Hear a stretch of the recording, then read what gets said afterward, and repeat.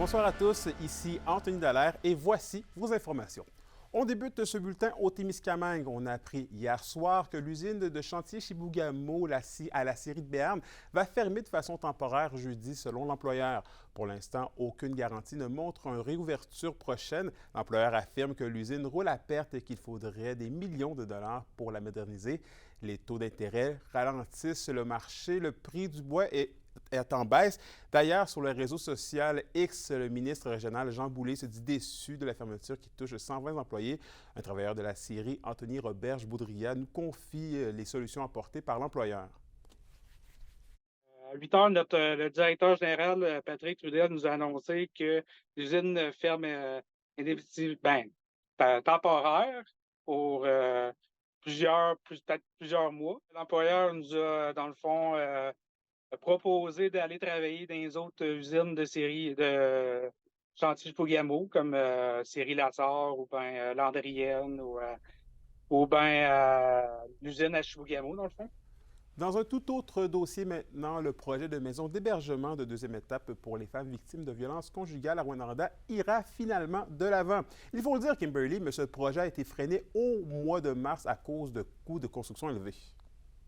C'est un soulagement pour l'organisme Alternative pour elle qui a bel et bien reçu son acceptation officielle de la Société d'habitation du Québec vendredi en fin d'après-midi. Rappelons que l'organisme a fait beaucoup de démarches et de sensibilisation dans les dernières semaines pour continuer le projet de la maison d'hébergement de Rouyn-Noranda.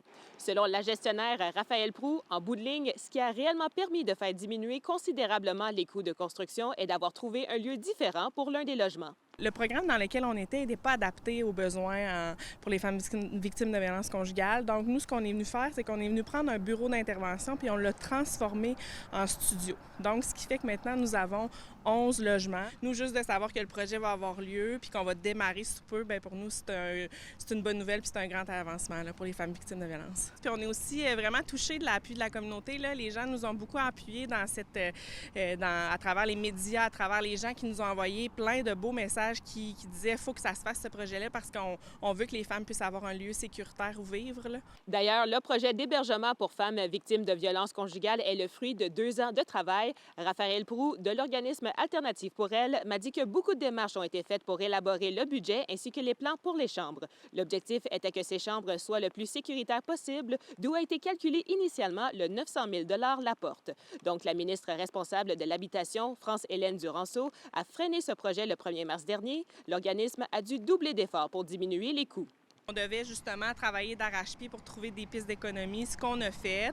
Fait qu'aujourd'hui, vendredi passé, quand on a reçu cette nouvelle-là, c'était merveilleux là, de penser qu'on va pouvoir offrir ça aux femmes et aux enfants là, sous peu. Aussi, beaucoup de possibilités dans l'idée de peut-être avoir un logement qui est sécuritaire pour des femmes qui sont toujours en danger, mais aussi d'avoir un logement à prix raisonnable. On évalue qu'on devrait être dans le projet de construction pour encore au moins pour les 2 prochaines années. Fait qu'on a espoir qu'à l'été 2025, on va avoir un bâtiment de prêt. Là. S'il n'y a pas d'imprévu, les travaux de la maison d'hébergement pour femmes victimes de violences conjugales à Rouyn-Noranda devraient débuter durant le mois de mai. Merci, Kimberly. Et ça fait maintenant bientôt 10 ans que Cindy Rupert House s'est portée disparue. La Sûreté du Québec rappelle que cette disparition fait toujours l'objet d'une enquête sous la responsabilité de la Division des disparitions et des dossiers non résolus depuis 2020. On rappelle que le 2 septembre 2014, la famille de Cindy signalait de ne plus avoir de ses nouvelles alors qu'elle aurait été vue pour la dernière fois en avril de la même année à proximité du centre hospitalier de Val-d'Or. Une récompense de 40 000 $ est offerte par Jeunesse au Soleil à celui ou celle qui permettra de retrouver Cindy Rupert House.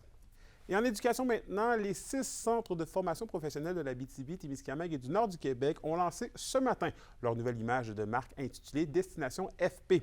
L'initiative vise à promouvoir et valoriser les 42 programmes de formation professionnelle sur les territoires des 2 régions.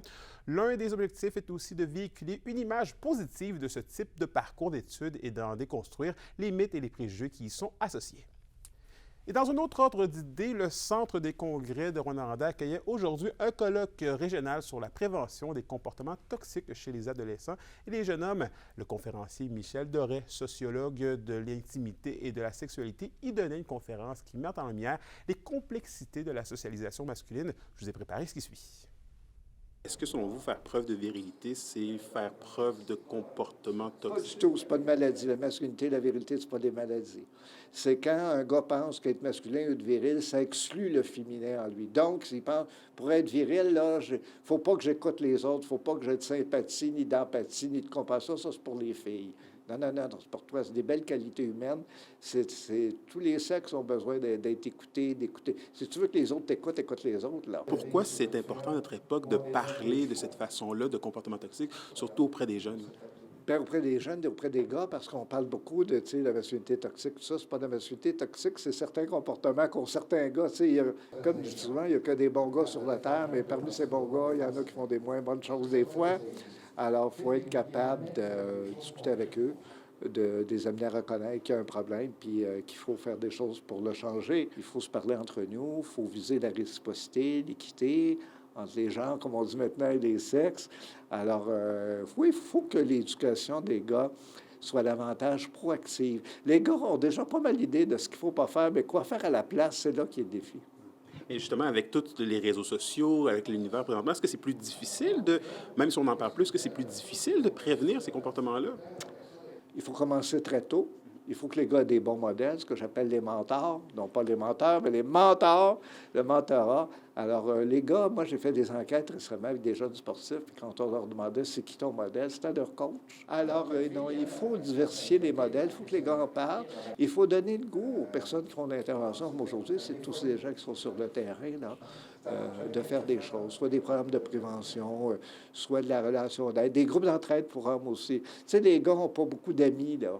Alors, des groupes d'entraide pour les gars, dire, regarde, il y en a d'autres qui ont les mêmes problèmes que toi, qui ont de la misère à accepter leur divorce, qui sont jaloux un peu trop maladivement.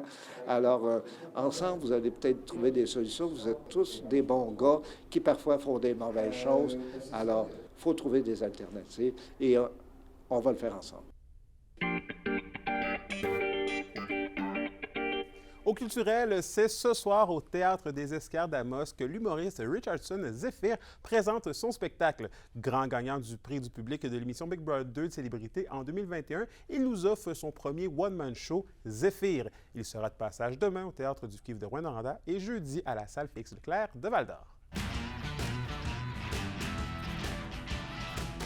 Et au sport, Ville-Marie aura son nouveau parc de planches à roulettes d'ici le mois d'août.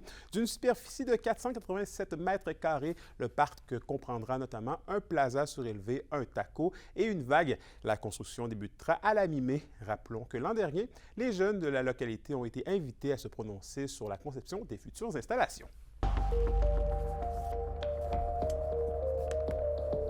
À la météo de l'Abitibi-Témiscamingue pour ce soir et cette nuit, c'est un avertissement de refroidissement soudain qui est prévu sur tous les secteurs. Soyez donc prudents, ceux qui ont déjà installé leurs pneus d'été, puisque la pluie devrait se changer en neige. On prévoit des minimums oscillant entre moins 14 et moins 15 degrés Celsius. Pour la journée de demain, c'est du soleil avec quelques nuages par endroit. Un maximum de +1 est à prévoir. Et finalement, en aperçu pour jeudi, c'est du soleil avec un maximum de 9 degrés Celsius.